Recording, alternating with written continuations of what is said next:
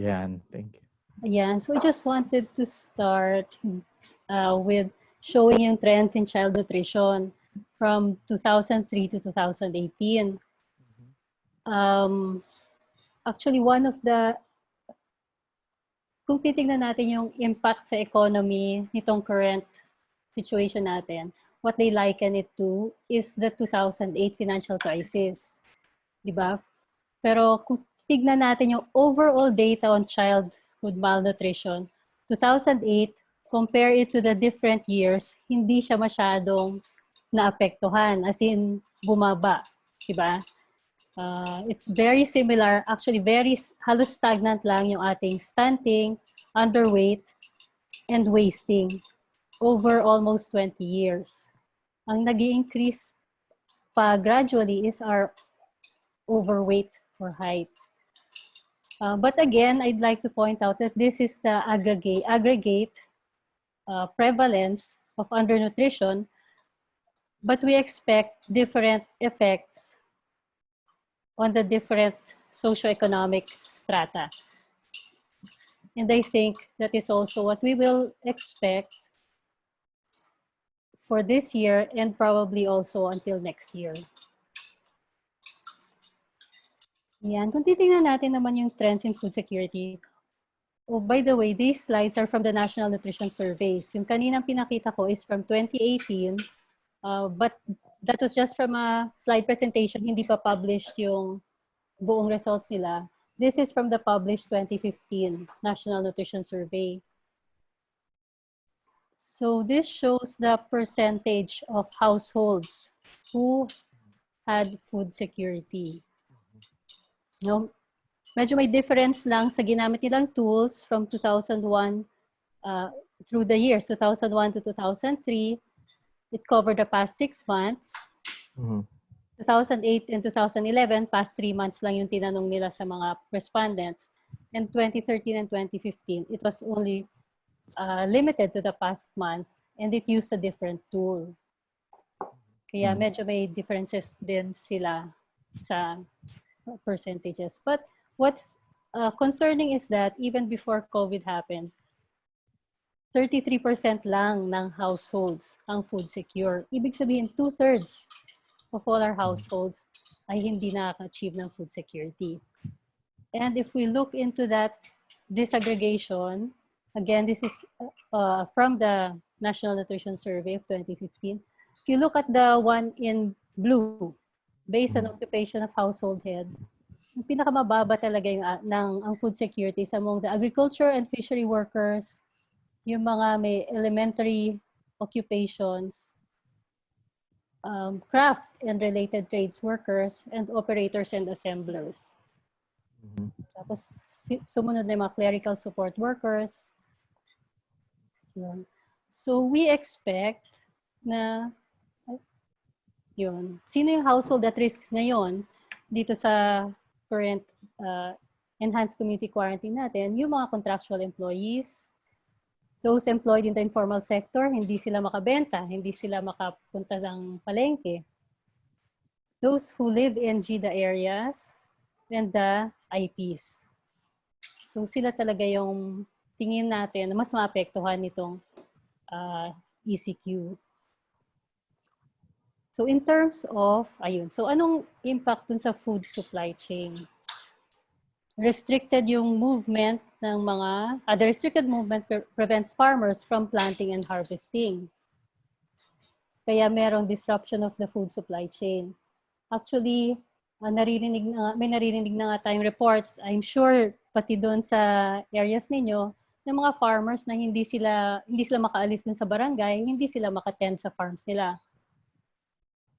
Kaya from there, yung na-harvest man, hindi naman siya nadadala or natatransport dun sa urban areas kung saan wala namang natatanim. Mas nag-increase yung wastage, hindi nakakabenta yung mga farmers, wala rin silang income. Tapos yung prices ng goods are much higher. Kaya yung may medium to long-term impact on food security. So that's what, and that is not only here in the Philippines, di ba?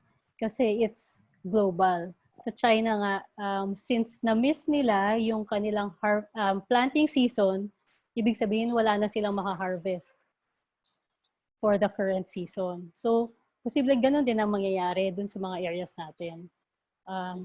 I think Visayas dapat by now, may mga sa summer dapat nag-harvest na sila ngayon ng palay. So kung restricted yung movement at mahirap i-transport yung mga goods, talagang gugutumin yung hindi makakatanggap ng goods at saka hindi makakabenta, walang income yung mga nagpo-produce.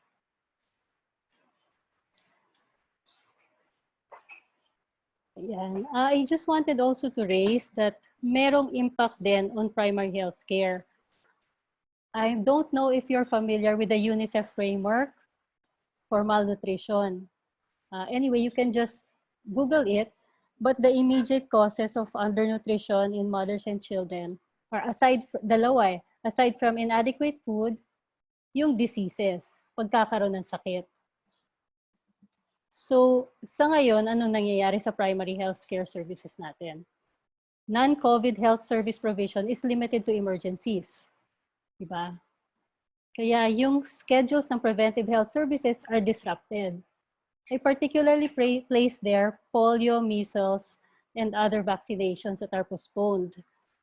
I wanted to emphasize polio and measles because just last year, bago lang nagsimula yung COVID, these are two of the outbreaks that we faced.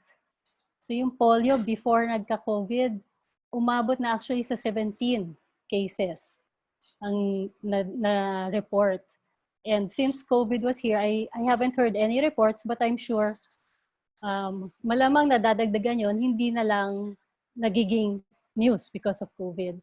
And then again, measles, the past 2 years, may outbreaks tayo. So kung itong mga batang pinanganak mula January hanggang June ay hindi makareceive ng DPT ng OPV, diba?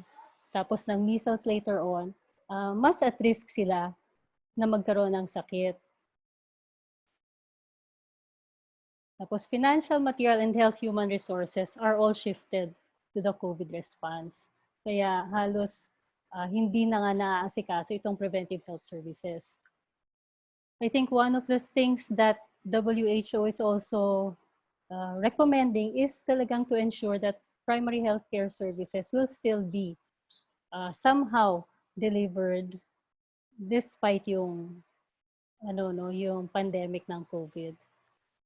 Ito, I just wanted to cite this because we see on social media, on Facebook, that there are mothers who are resorting to requesting for donations of formula milk. Kasi hindi na nga nila, ibig sabihin, nasa situation sila na wala silang mapakain sa mga anak nila. Unfortunately, before that, medyo yung breastfeeding rates natin, exclusive breastfeeding rates natin for the first 6 months are less than 50% na. Tapos yung stunting natin, yung growth faltering natin actually, sa start at 6 months at nagda-double siya by the time children are 1 year old. So yun talaga yung time that we need to address yung child nutrition, infant and child nutrition. That is really the window of opportunity.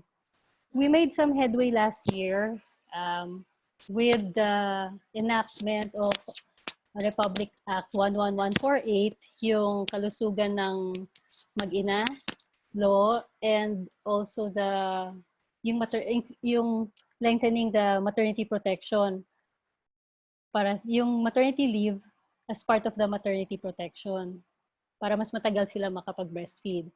Pero since hindi pa in place, I think at the time COVID started, hindi pa ganun ka in place yung ating mga peer counselors or support for breastfeeding in the LGUs. Medyo naglilipa na itong nagdo-donate naman ng mga formula milk. I think we saw some Facebook posts ng ibang NGO who are donating formula milk kasi nga marami nang humihinging mga nanay. Yan. So I think all of these, by increasing also yung, teka lang, yan. So what we expect these to have effects on child health and nutrition. Yun, because wasting is caused by acute malnutrition, yung biglang kawalan ng pagkain. So sa ngayon na nga, maraming mga households ang affected nito. Dalawa, we're on the 3rd week na hindi makapagtrabaho yung mga parents nila. So we expect that this will result in increased wasting. Siyempre, as of now, hindi ako makapagbigay ng magnitude nito, but this is what we're expecting, lalo na among the at-risk households. Dahil nga wala na ring preventive healthcare, yun, mas kulang ng bakuna, mas marami mga bata magkakasakit. You increase your morbidity and possibly mortality from infectious diseases. And if we cannot address malnutrition in that window of the first 1,000 days, this will result in increased stunting sa mga magiging preschool or school-age children in the next few years. Okay. Yun. So yun lang na-prepare ko on short notice, but I can answer any of your questions. Before I end pala, may isa pa akong gustong idagdag. Kasi sa US, what they want to address now is, kasi naabutan sila in the middle of the school year. Unlike tayo na patapos na yung school year natin. So meron pa silang budget for the school breakfast and lunch programs.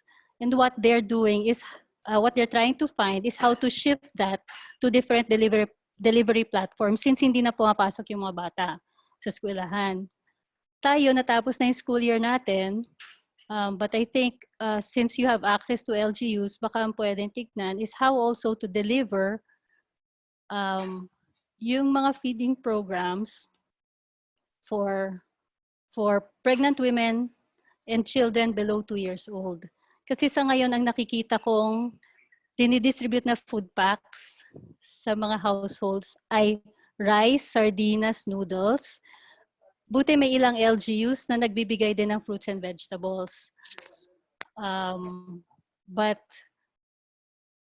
the NNC came out with advisories for nutrition clusters to activate the nutrition clusters in response to COVID. And among their guidelines is also to continue support for breastfeeding, to include in the family food packs nutritionally adequate complementary foods for children less than 2 years old. So siguro yun yung iba sa mga pwedeng pag-usapan din for the during our discussions later on. Thank you. Thank you very